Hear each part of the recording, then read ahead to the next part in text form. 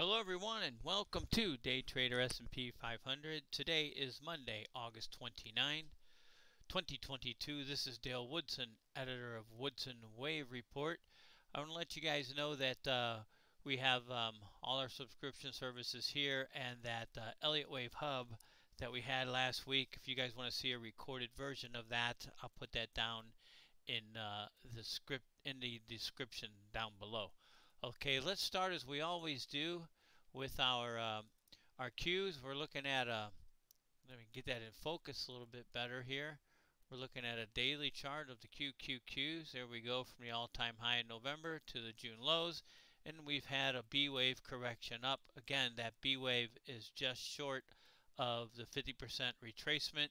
As you know, the Qs or NASDAQ lead on the way up and lead on the way down, and as we illustrated last week, the other indexes reached a higher retracement level. I believe it was a 618. So the Qs are lagging. If this was an impulsive move to the upside, basically a bull market move, the Qs and NASDAQ would be leading, but they're lagging, which tells us that this is a B wave, not a new impulse wave. We'll see how that plays out.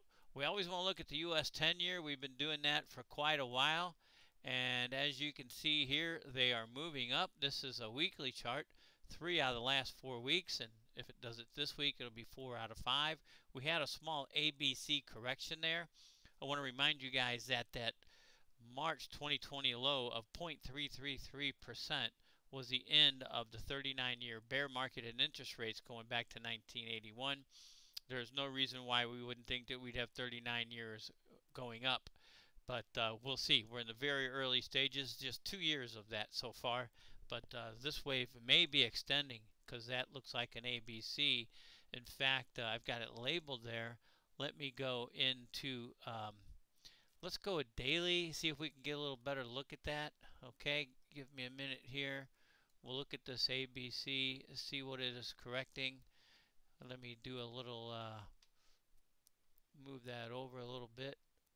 Okay, let's get into the Fibonacci extension tool. Let's see what we have here for C as it relates to A. And you can see right there it did not even reach a 1-to-1, and it moved back up. That would show the relative strength of the market if that C wave ended there and didn't go any further.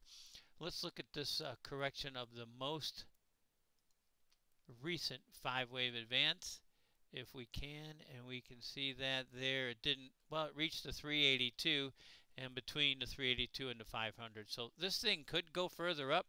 Let me move this out because we want to look at the bigger picture again. Let's look at the weekly, and there we go. And you can see we had some higher targets up here, 3.576 and 4.434. So if that is just correcting this most recent advance, this wave is extending even further. Bears watching. Okay, let's go to the ES contract. We're looking at a daily here. Got a lot of things on here. We have dates and prices in purple. We have wave count, some of it in black, and then we have an alternate count there in blue. As you can see, we have 5 waves down for A.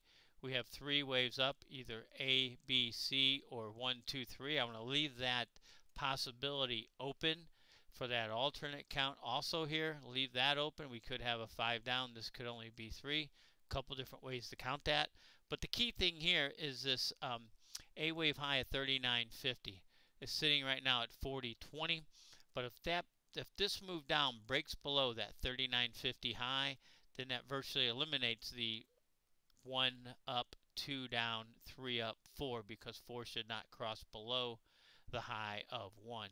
So we've got A or 1, B or 2, and C or 3 up there. Sure looks like that 8/16 turn date hit within, I think it was 3 trading days of our Fibonacci turn date. We may get into that a little bit later, but that's the big picture there. We want to look at things from this 8/16 high of 43.2750. We'll go from the daily down to the hourly. Let me see if I have, there it is up there. Let's move this guy out of the way. Okay, and you can see there we've got a 1 down, a 2 up, and 3 would have equaled 1 right at 4,000 or just above it. It may get there yet today. It's about 10 a.m. Central Time on Monday morning. We'll see how that's playing out, but you can see that big move down. That sure looks like a third wave. There it is. Let's look at this. Let's look at this a little bit closer. Maybe I have this on the 10-minute. Yes, I do.